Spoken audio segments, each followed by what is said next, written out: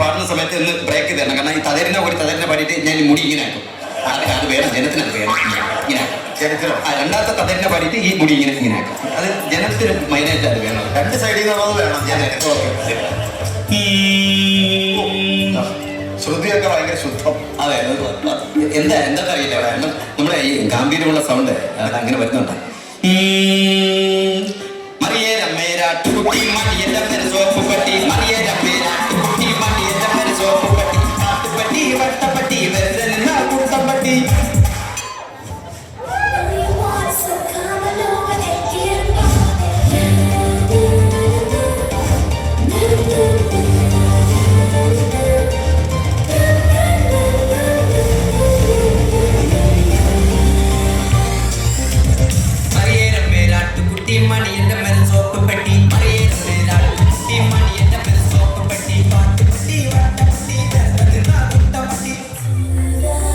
സിസിലി കുട്ടിര തേപ്പ് പെട്ടി പാട്ടി തലര മുറുക്കാൻ പെട്ടി സിസിലി കുട്ടിര തേപ്പ് പെട്ടി പാട്ടി തലര മുറുക്കാൻ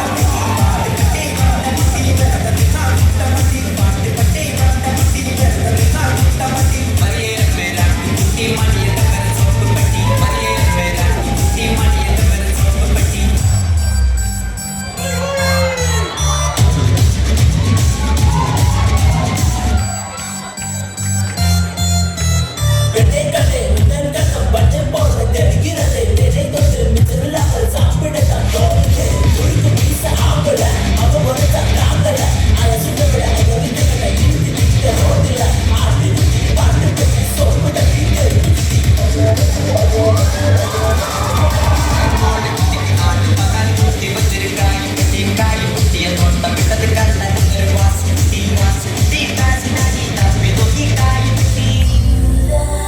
തപ്പിനോക്കിയ വാസു കുട്ടിക്ക് പാമ്പ് കുട്ടിയുടെ കൊത്തു കിട്ടി. തപ്പിനോക്കിയ വാസു കുട്ടിക്ക് പാമ്പ് കുട്ടിയുടെ കൊത്തു കിട്ടി.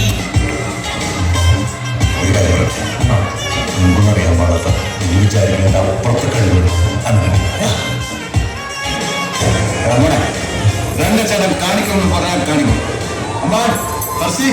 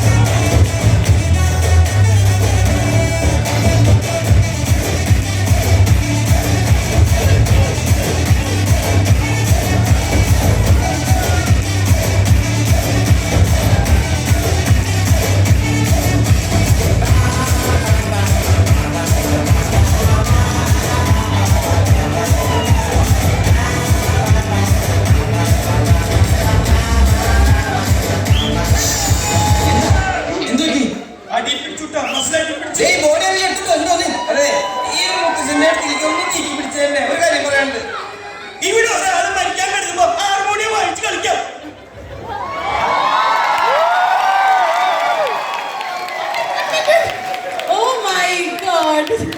ഞാൻ പറഞ്ഞില്ലേ ഇവിടെ ഓഡിയൻസിന് ഇളക്കി മറിക്കണം നമ്മുടെ ചേട്ടന്മാര് കണ്ടത് ഞാൻ പറഞ്ഞില്ലേ, സത്യല്ലേ? ഇതാണ് ഞാൻ പറഞ്ഞത്. എടാ മോനെ സൗമ്യം ചെയ്യൂന്ന് പറഞ്ഞാൽ ചെയ്തിരിക്കും. സത്യം പറഞ്ഞാൽ കുറെ എന്താ പറയാ, നമുക്കറിയാം ചേട്ടന്മാരെ ഇടയ്ക്ക് ഒരു പരിപാടി ചെയ്യിക്കാന്ന് പറഞ്ഞാൽ എല്ലാവരും ഡ്യൂട്ടിയും കാര്യങ്ങളും തിരക്കൊക്കെയാണ്. പ്രാക്ടീസ് വെച്ചിട്ട് കഴിഞ്ഞ ഞായറാഴ്ച ഇപ്രാവശ്യം 2-3 പേര് വന്ന് നമ്മളത് ഡ്രോപ്പ് ചെയ്യാന്ന് പറഞ്ഞപ്പോ ഇവരൊക്കെ കണ്ടോ അവിടെ ഞാൻ പൊട്ടിക്കരയുമായിരുന്നു. ഇവർ 2-3 ദിവസത്തെ എനർജി ഉണ്ടല്ലോ. ചേച്ചി ഇത് വിഷമിക്കേണ്ട, 3 പേരാണെങ്കിൽ നമ്മൾ ചെയ്തിരിക്കും എന്ന് പറഞ്ഞ കട്ട സപ്പോർട്ട്. അത് മാത്രമാണ് എനിക്കുള്ള പ്രതിഫലം. ഞാൻ ഇതിലൊന്ന് പറയട്ടെ, നമ്മുടെ